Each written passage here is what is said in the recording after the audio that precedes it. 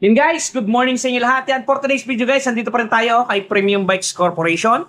At for today's video guys, ang ating pag-uusapan at hihimay-himayin ay ang presyo ng ating, yan, Honda CRF 150L. Yan, dito sa video na to, syempre tatalakayin natin yung kanyang mga actual inclusion, actual itsura niya, yan, kung ano bang actual itsura niya, at syempre yung kanyang sound check, at syempre yung kanyang actual price sa cash at sa hulugan. Para doon sa mga nagpaplano, kumuha ng CRF ngayong panahon na to, August 20, 2025. Guys, eto ang video na para sa inyo. Okay, bago natin banatan yan, bago natin tirahin at kanain, syempre, intro muna tayo.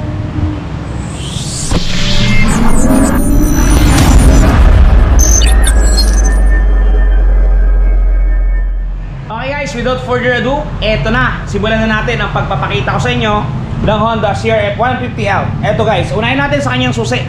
Eto ang kanyang actual na susi guys. Wala man lang sobrang dinisign dito. Talagang literal na susi lang siya guys. Walang shutter key, walang kung ano pa man. Talagang susi lamang siya. Yan, mapapansin ninyo. Eto naman yung kanyang susian para doon sa mga hindi pa nakakita nito ng malapitan. Ayan guys. Typical na susian lang siya. Wala siyang iba kung ano pa man. Yan, ganyan lang. Aside dyan, sunod, ito guys yung ating pinakamaganda dito sa unit na to. Yung kanyang inverted shocks. Yan. Diba? Ganda yun guys, oh. Ang tatak niya na Showa. Kita nyo ba? Yan, oh. Showa. Yan, inverted shock siya. Ganda, oh. Kulay dilaw. Ay, kulay gold, sorry. Yan, napakaganda nung kanyang shock. At meron siyang cover dito sa kanyang pinaka-boots. Para syempre hindi matalsikan ng bato pag ginagamit natin pang tiril. Yan, sumunod guys, ito yung ating rear. Napakaganda guys ng kanyang ginamit na hub. Kung mapapansin ninyo, yan o, kita ba ninyo? Napaka-pogi ng hub na ginamit. Tapos yung kanyang disc brake, goods sa goods. Yung hindi sobrang laki, cute na cute lang, cute size. Yan yung kanyang caliper, single piston caliper. Okay, yung gulong nito sa likod, IRC ang tatak. Ang size nito, teka, hanapin natin. Yan. Asa na ba ang size?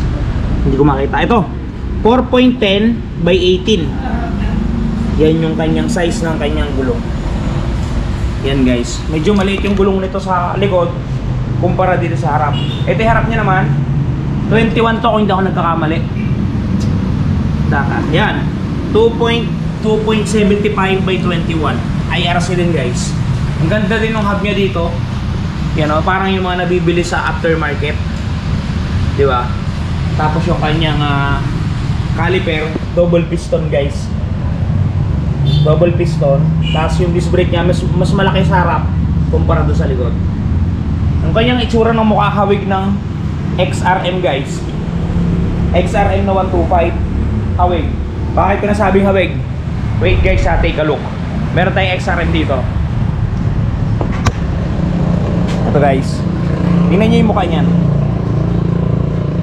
Yan. Tapos tingnan nyo yung mukha nun. O, diba? Hawig na hawig. Yung signal light niya guys, matibay. Kahit na isemplang nyo to, pag kayo yung nagtitiril sa bundok, hindi nyo kayang baliin basta-basta. Ganon din sa puwitan. Yan, magaganda. Crabble nga pala yung gulong natin guys, sa crabble. Yung may mga tinik. Yan. Yan. Tapos meron tayo ditong sabitan ng helmet. Yan. Yung shock natin guys, napakaganda. Mono shock na napakalambot. Bakit ko nasabi napakalambot guys? Tingnan nyo O, itinatayo ko palang sumasayaw na. Tapos yung overall na itsura niya, ito guys, napaka-pogi. Yan o. Sporty looks na sporty looks. Pang ano talaga, pang akit sa mga bundok to, pang palipad. Diba? Ganda ng decals niya guys, oh. Para siyang may tribal, diba? Ganda. Yung makina niya yan, ayan yung itsura. Sa kaliwang side.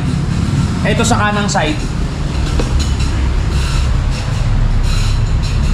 Yan. Alam ko may magtatanong dyan. May magtatanong dyan. Si Ron, gaano ba kataas yung unit na yan? Gaano ba katangkad yan? Pag sinak yan? Ito guys, ang height ko guys ay 5'6". Tatry natin sakyan. Kunan mo Aler. Pakita mo sa kanila ibong motor. Naka-play na to sir? Naka-play na. Yan guys, oh, nakatingkayad ako. Nakatingkayad ako guys. 5'6". Goods. Pagka 5'5 ka, 5'4 pababa, mag-isip ka na guys. Medyo mataas talaga to. Walang center stand to guys ha. Pahanapin yung center stand. Yan. Yan yung kanyang itsura. Guys, nakita na ninyo yung kanyang actual inclusion, yung mga itsura niya. Yan. Tapos nakita na din ninyo kung gaano siya kataas. So ito, hindi pa ninyo naririnig yung kanyang actual sound check. Ito guys, papakita ko sa inyo. Inaandar ko na to kanina kasi kukunin na to ng client. Papakita ko muna sa inyo yung panel board. Ito yung panel board nyo guys. Open natin yung ignition. Ito yung ignition. Open natin. Yan guys yung panel board ng ating CRF. Yan. Yan lang. Wala siyang kung ano pa man. Pag nag-signal ka, may iilaw lang dyan sa bandang ilalim. Pag nag-high ka, yan din. Puro dito lang sa ilalim yung indicator. Yung actual sound niya naman guys, ito na start natin. Pakinggan nyo ah. Yan guys. Ganyan under ng unit natin, pakinggan nyo maigi. Gamit kayo ng earphone o headset. Tahimik yung makina na to guys, hindi siya makalansing, yung literal na makalansing, hindi. Tahimik siya guys. Yung parang macho-macho, pakinggan ninyo ha.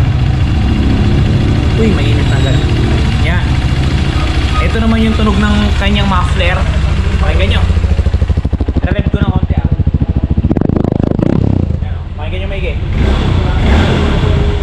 Parang medyo matapang siya guys, no? Yan.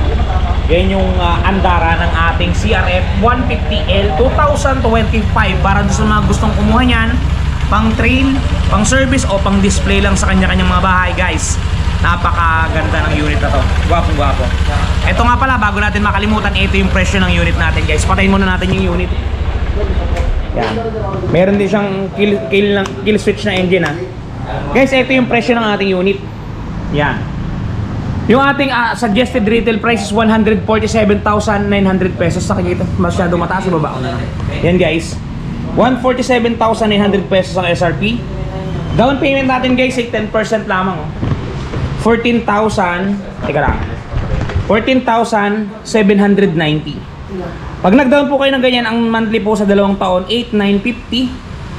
Sa 3 taon naman po, 7,047. Screenshot nyo guys, yan yung presyo ng ating Honda CRF 150L.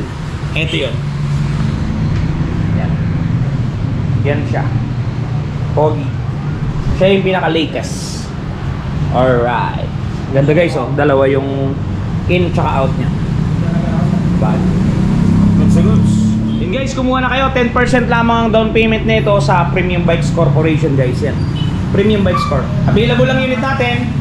Kulay black ang available guys. Black. Yan, ganda. Pero red yung kanyang bangko ha.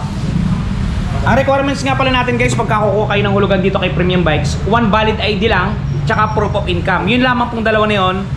1 or 2 days process po yung approval natin, makukuha na po ninyo agad yung unit natin.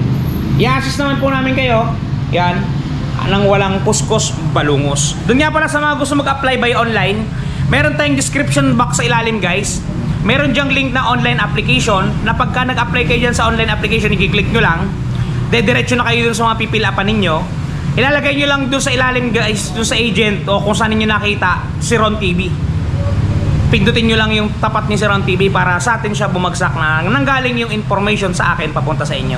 May a-assist sa inyo dyan na taga BPI, mga sales associate ng BPI. Doon nga pala guys, maidagdag ko lang, doon nga pala sa mga namumroblema na mga gas-gas. Yan, just for example, ang motor mo, Winner X, ADB, Aerox, NMAX, kahit anong binibenta naming unit dito guys. Just for example, nagasgasan. Ito guys, panoodin niyo. Meron tayong touch paint ni wash body na nakakabura ng inyong mga problema. Ito guys, panoodin niyo, napakamura lang yan. I-try niyo. At ito na guys, ang touch paint ni wash body. Di ba napakaganda? Ganito ang packaging yan pagka mabibili ninyo. Ito yung polishing cream. Ito yung surface cleaner. Ito yung mismong touch paint. At may kasamang pre-yan na pen brush at meron niyang instruction kung paano gagamitin. Eto guys, kung makikita ninyo, ganito siya i-apply. Una, pahidan ninyo ng polishing cream para makinis ninyo yung lugar o lokasyon. Sprays ng surface cleaner. At syempre, i-apply natin ang ating touch paint. Yan. Isulat nyo lang ng pen niya at talaga namang matatakpan ang mga gasgas ng inyong unit. Bili na kayo guys, touch paint ni Wash Body. Yun guys, sana nakatulong sa inyo yung video natin ngayon. Sana nag-enjoy kayo doon sa mga ipinakita natin about kay Honda CRF 150L. Yan. Bukas guys, mag-upload ulit tayo ng panibagong video. Abang-abang lang. Doon sa hindi pa nakapag-subscribe, subscribe naman. Okay? Hanggang dito na muna guys. Shoutout sa inyo lahat. Ingat kayo dyan at palagi po kayo magpapakasaya. Si Ron TV. Bye.